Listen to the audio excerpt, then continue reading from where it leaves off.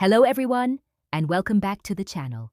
Today we're diving deep into a complex but crucial topic in medicine, Antiphospholipid Syndrome, or APS. If you've ever heard of it, or if it's completely new to you, stick around because we're going to break it down from start to finish. So, what exactly is Antiphospholipid Syndrome? Simply put, it's an autoimmune disorder where your body mistakenly creates antibodies against phospholipids, which are fats found in your blood cells. This leads to a hypercoagulable state, meaning your blood is more prone to clotting than it should be. These clots can form in arteries or veins anywhere in the body, leading to serious health problems like strokes, heart attacks, or deep vein thrombosis. For pregnant women, it can also cause devastating complications like recurrent miscarriages. The history of APS is quite fascinating. The story begins in the early 1900s with the discovery of the Wassermann reaction, a test for syphilis. Doctors noticed that some patients tested positive for syphilis but had no symptoms of the disease. These were called biologic false positives. It wasn't until decades later, in the 1980s, Dr. Graham Hughes and his team connected these strange antibodies to a distinct syndrome of blood clots and pregnancy loss. That's why you'll sometimes hear APS referred to as Hughes syndrome. Now, let's talk about the how and why. What's happening inside the body?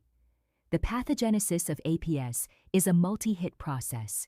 First, you have the presence of these troublemaking antiphospholipid antibodies, specifically lupus anticoagulant, anticardiolipin antibodies, and anti-beta-2 glycoprotein I antibodies. But just having these antibodies isn't always enough to cause a clot. Often, a second hit is needed. This could be something like surgery, an infection, prolonged immobility like a long flight, smoking, or even pregnancy.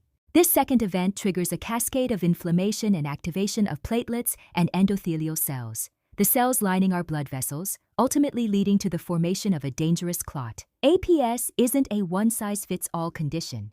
We can categorize it in a few ways. Primary APS occurs on its own without any other related autoimmune disease.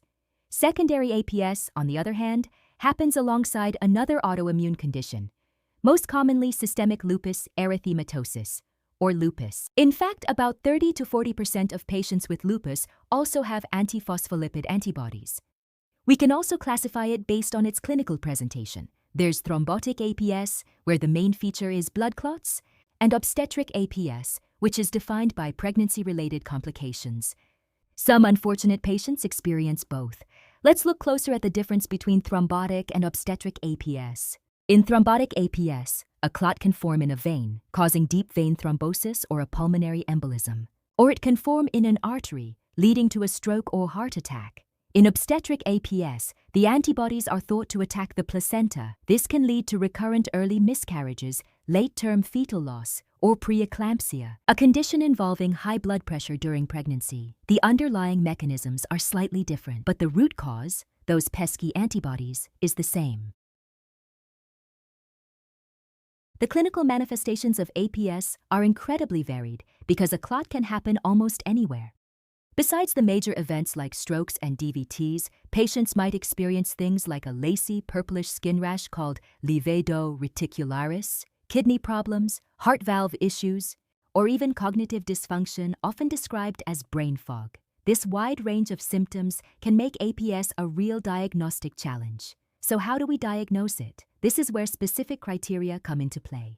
For many years, we relied on the Sapporo criteria, last updated in 2006. To be diagnosed under these criteria, a patient needed to have at least one clinical event, either a blood clot or a specific pregnancy complication, and at least one positive lab test for antiphospholipid antibodies confirmed on 2 separate occasions at least 12 weeks apart.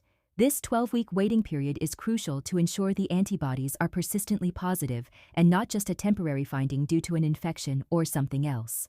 But medicine is always evolving. Just recently, in 2023, the American College of Rheumatology and the European Alliance of Associations for Rheumatology released new classification criteria. These are a bit more complex, using a weighted scoring system. Patients get points for different clinical events and different lab results. For example, having a stroke gets you more points than having a DVT. Similarly, having all 3 types of antibodies, what we call triple positivity, scores higher than just having one. A patient needs to reach a certain score to be classified as having APS. These new criteria are designed to be more specific and are mainly for research purposes, but they give us a more nuanced way to understand a patient's risk. Once a diagnosis is made, what's the treatment? The main goal is to prevent blood clots. The go-to, gold standard treatment for thrombotic APS has long been the anticoagulant warfarin, combined with lifelong monitoring using a blood test called an INR. For obstetric APS, the standard approach is a combination of low-dose aspirin and heparin injections throughout the pregnancy. Now, a big question in recent years has been about the newer anticoagulants, the direct oral anticoagulants or DOACs. You might know them by names like Xarelto or Eliquis. They're more convenient than warfarin because they don't require routine blood monitoring. So, can we use them for APS? The research here has been a mixed bag. Several studies have shown that for high-risk APS patients, especially those who are triple positive or have a history of arterial clots, DOACs are not as effective as warfarin and may even lead to a higher rate of recurrent clots. Therefore, for most patients with classic high-risk thrombotic APS, warfarin remains the drug of choice. DOACs might be considered for some lower-risk venous-only cases, but this is a decision that must be made carefully with a specialist. Before we wrap up, I want to mention a rare but life-threatening form of the condition called catastrophic antiphospholipid syndrome, or CAPS. This is an absolute medical emergency. It involves widespread clot formation in small vessels throughout the body, leading to multi-organ failure. It happens in less than 1% of APS patients, but it's incredibly aggressive and has a high mortality rate. Treatment is urgent and intensive, usually involving high-dose steroids, anticoagulation, and plasma exchange, or IVIG, to remove the harmful antibodies. So what are the key takeaways? Antiphospholipid syndrome is a serious autoimmune disease that causes blood clots and pregnancy complications. Diagnosis relies on a combination of clinical events and persistent positive lab tests. The 2023 ACR-EULAR criteria provide a new, more detailed way to classify patients. Treatment is all about anticoagulation, and for most thrombotic APS patients, warfarin is still king. Finally, while rare, catastrophic APS is a medical emergency that requires immediate, aggressive treatment. Living with a chronic condition like APS can be challenging, both physically and emotionally. If you or someone you know is struggling, please reach out for support from healthcare professionals, patient advocacy groups, or mental health experts. You are not alone. Thank you so much for watching. I hope this overview was helpful. If you found value in this video, please give it a thumbs up and don't forget to subscribe for more deep dives into medical topics. Drop any questions you have in the comments below and we'll see you in the next video.